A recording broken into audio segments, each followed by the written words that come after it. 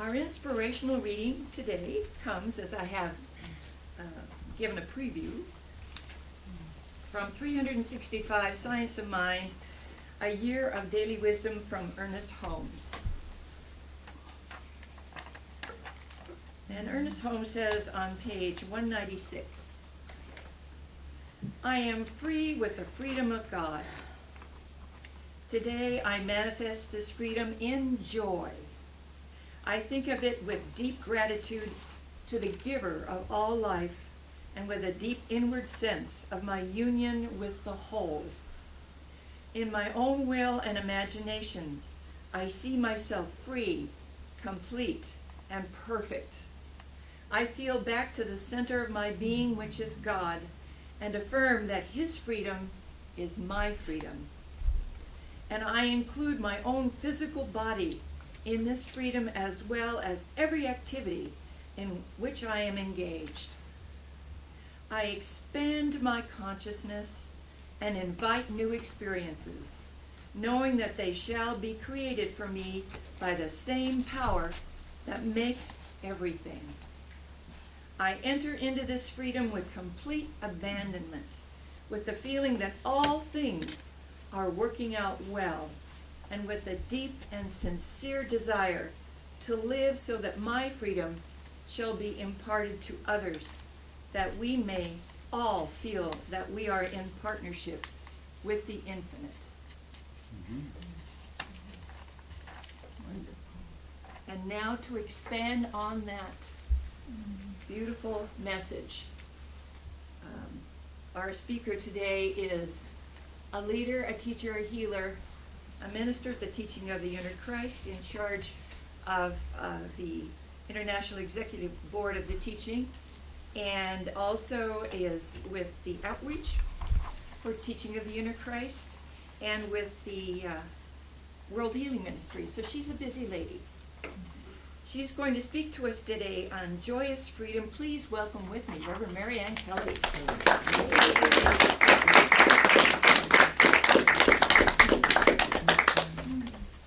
Good morning. Good morning. Good morning. Turn on my voice here. Good morning. Oh. That's good. A little loud, maybe. That's all right. Well, it's interesting that she was quoting from 365 Days of Ernest Holmes.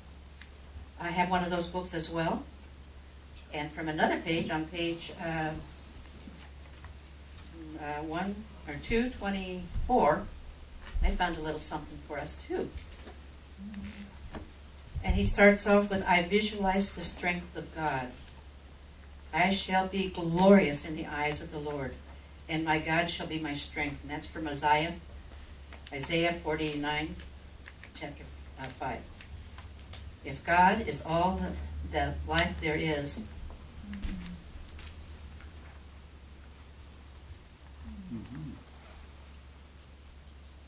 then life then this life contains only energy there is. If we are really hooked up on with the eternal, everlasting, and perfect energy, then we should never become weary at all, never. And when we have energy, and when we have enthusiastic and glad outlook on life, we seldom become weary. Therefore, we can convince ourselves that we are vitalized by the strength of God, and that we can do anything to ourselves, for ourselves, to make certain that the infinite energy will increase and flow through us. It is up to us to make the decision to follow the course of affirmative thinking, prayer, and meditation that will continually help this dream of divine energy flowing through our minds and our bodies and our affairs, animating everything that we do with a vitality that knows no weariness. So, I really recommend that book, as does Jennifer, I'm sure.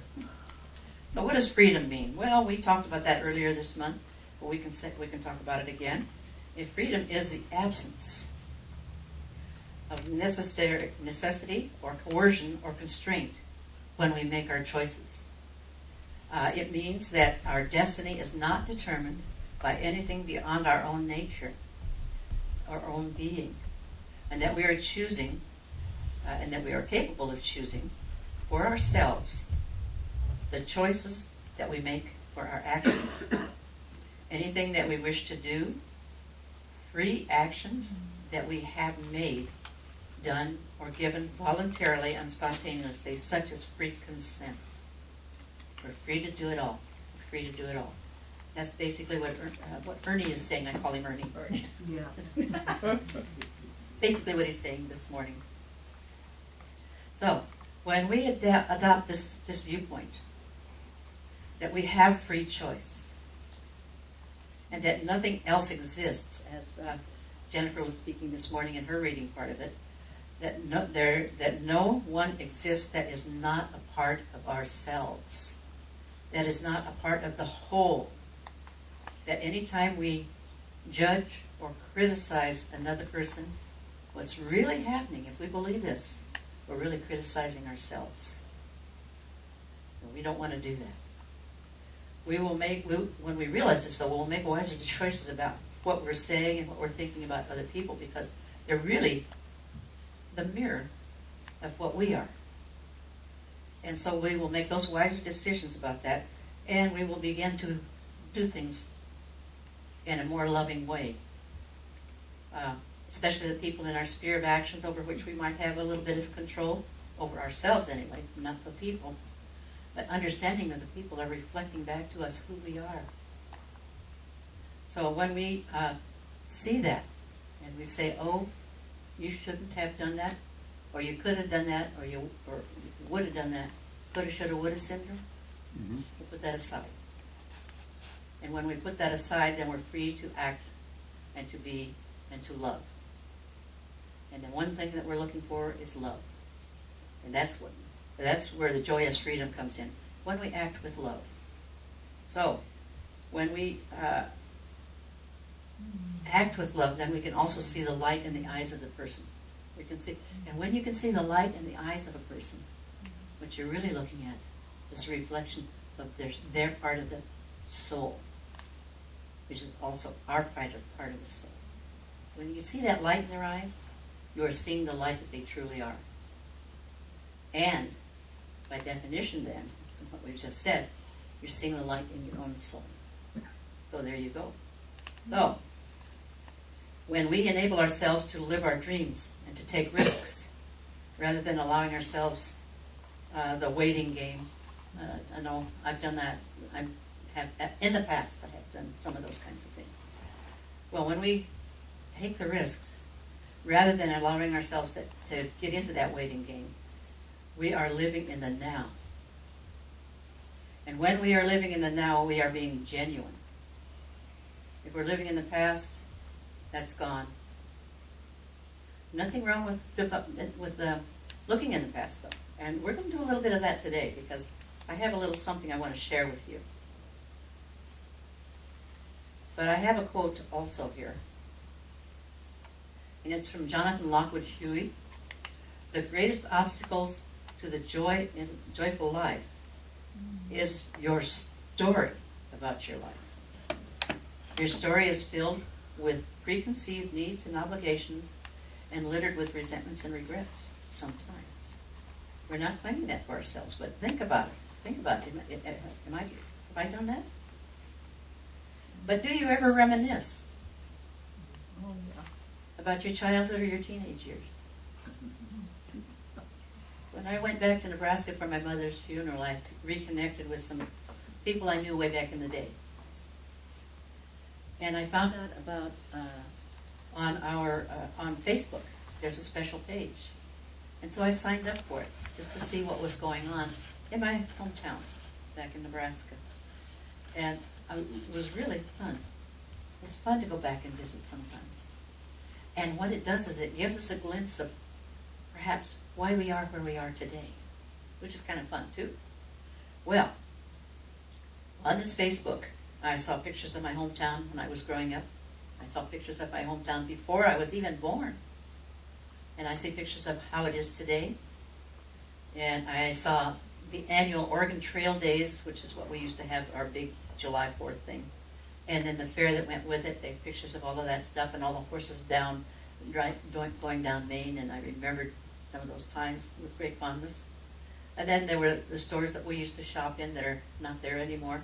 The Main Street is, well, everything's kind of moved out, at the edge of the city. But there's still some shops downtown, and these are the locally owned shops where you can go in and get things you can't find anywhere else. I don't know where they get them, but they do. And so you get unique things there. And you meet up with friends that you knew way back when. And then the pictures of the old cars, and I think I saw mine. It was so much fun. So I really have enjoyed that. Recently, though, we've been looking at, anybody here drag Maine?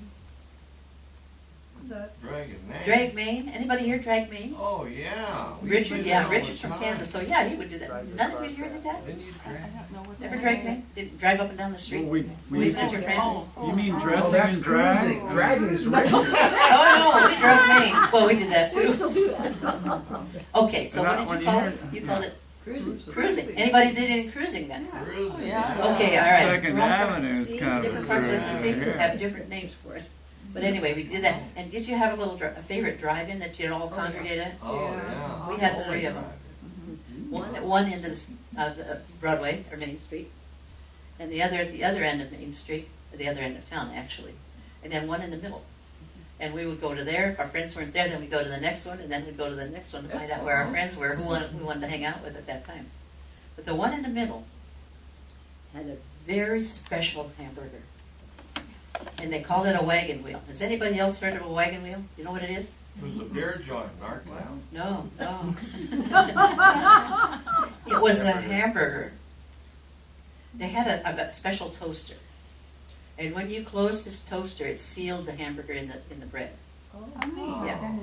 But what you could do before you sealed it, you put the hamburger on, put a piece of bread in there, then you put your hamburger in there, and then you could put pizza sauce in there, or you could put barbecue sauce in there, or what we would call hot sauce. We didn't know what salsa was. That was a foreign word, and it still is, but we know what it is now.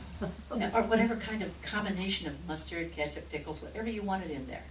And then they put another piece of bread on that, seal it, and toast it. And let me tell you, put some cheese in there too. Always put cheese in there. And my favorite was just plain old mustard and onion and cheese on that burger. And they sealed it, and you had to wait just a few minutes because they were steaming there, because you could burn your mouth. You only did that once.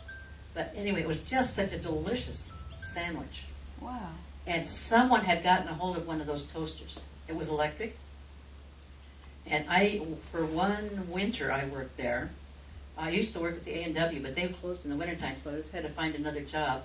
And one of them was at the Dash-In, which is where this wagon wheel was made and sold.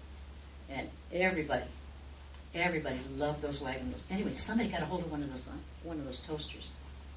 And they posted it, and they said, "Do you know what this is?" And the talk has been going on for a month about this thing. I finally found out that it was called a Toast Tight. And they don't have them make them in electric. They only made a few of them. But guess what I found on Amazon? A Toast Tight. And they were they didn't make them for a long time. But then they decided to bring them back. And they have the short-handled one, which is the one I have. And then they have the long-handled one, like if you want to go camping and that kind of thing. But I'll show you what it looks like. You can tell I've only had it for about a week, and it's already been well used. So you put a piece of bread in here, you squish it down, and then you put whatever you want. And it comes with a little recipe booklet. They don't call them wagon wheels in here, but if you have some leftover roast, you put that in there. And if you wanted to put some potatoes in there, you could, or put some gravy in there. You could make yourself a Thanksgiving dinner in there, and then you close it up, and then you trim off. You want to trim off anything but what happens is it falls off. It seals it nice and tight. Then you sit it on your stove. Just sit it right on the burner. And once it gets hot, it goes very fast. But sometimes it takes a while for this aluminum to heat up. So you need to wait. Now, you probably better butter the outsides of the bun too, so it doesn't stick.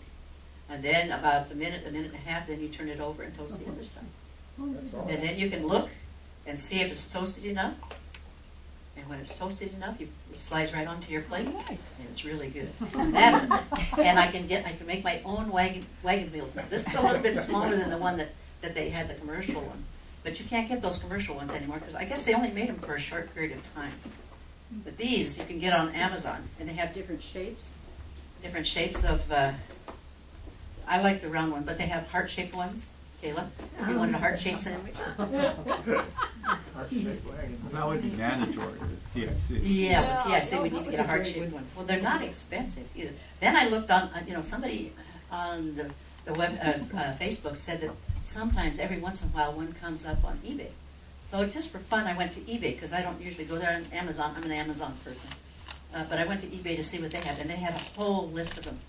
And one as expensive as $76, and I thought, I don't think I want that one. But anyway, they make such wonderful sandwiches. But be careful, they're really hot when they first come out. But I have a question. Yes. But the hamburger's cooked when it's put in, right? Yeah, oh yes, Already been cooked. whatever you put in there needs to be cooked, because it toasts so fast. Yeah. You don't want raw. Right. But anyway, I'm not here to sell that thing, but it sure is a lot of fun. And you can get the long-handled ones for the barbecues outside if you want, Or you can cook them in your fireplace. People are doing that too. Wow. Or you can make pies in there. They say bread, or those little rounds, those little flat round things. Those are good for that. But it just you can have a dinner in a matter of 2 or 3 minutes, and I think that's good. So if you have some leftovers in the refrigerator, but yes, it needs to be cooked before you put it in there. So, but anyway, it's a lot of fun. It's good to visit, to look back and to see, and to maybe take yourself back there with something like that, a little toaster thing. Those are the wonderful things that help to make me the nice person I am today. But it's wonderful to visit and see these things. And then it takes you to the next step. What else did we do? Well, I love dragging Maine, or cruising as you would call it here, because we'd all get in somebody's car, and we'd all pitch in and buy gas. Yep. And to tell you how old I am, we bought gas for 33 cents a gallon. And so if everybody put in a quarter, there were 4 or 6 of us, $1 would keep us going all night long. Oh, no, man. Of course, we parked a lot, and we visited with our friends a lot, and those kinds of things. And then we would stop at a stoplight and play fire engine, everybody get out and run around, and somebody else would drive. Oh, how funny. I don't know if anybody else do anything like that? Yeah. Yeah, did you? Wasn't it fun? I don't know if they do it today. I don't know. I wouldn't do it here. But in my hometown, it was a small hometown, and you could do things like that. So, I was so glad when some entrepreneur finally brought this out again. I guess it's only been out recently. Although when I looked at eBay, some of them were really, really old and had lots of stains on them. So they were actually among the first that they made. Wow. But I think the one that I have works just fine. What do you think, Ann? Great. Yeah. Did you like those sandwiches? Yes. Yes, okay. Well, what I was thinking, and some, I met some people that I knew in high school, but I really didn't run with. Never really had any ideas about it, and except that maybe I didn't even particularly care for them. But time has passed, and what I realized was, it's good to be kind to other people, even if you don't agree with them. It's okay that they think differently, that they are different. They're still wonderful, beautiful Christs, and they are still a mirror of ourselves. They're part of that looking glass that we're looking in. So, the idea then is to let it flow. Let what flow? Let that love flow from you, from us. Just let it shine, let it go. And then, like, I was looking at our August bulletin and reading a little bit of the what Elaine put on the story for next month, and I thought, yeah, It's really worth a read. When you get your bulletin, if you haven't received it already, do use it. She invites us to go to a green place. It's wonderful. But for now, if you find yourself in a place where it's uncomfortable, just breathe. Taking in a breath and letting it go. Everything's going to be okay. So we go to that green place and we see this grass. And there's a sign that says, keep on the grass. So you get to step on it. You get to lay down on it and roll around on it and feel it. And be one with this beautiful grass. And forget all of your troubles, if there are any troubles. Just let everything go. And breathe. Just breathe. And then go have some ice cream.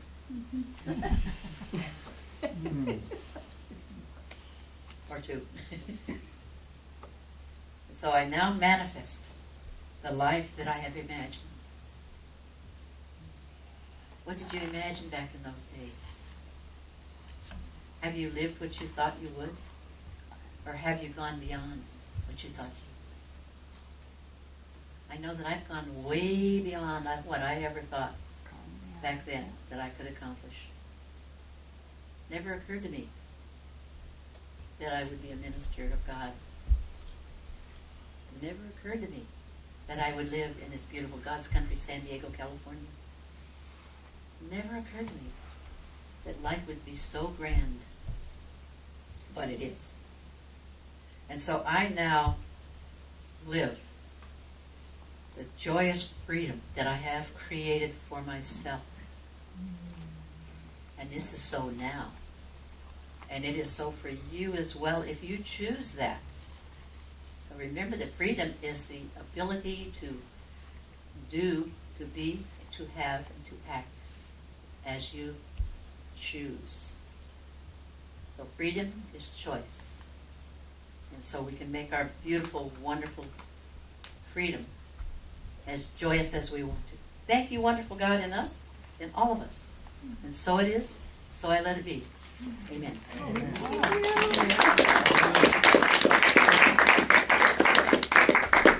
not sure which one's mine. I think okay, thank you. Thank you. Back into my iron. Yeah, okay. While I'm here, I'll take it.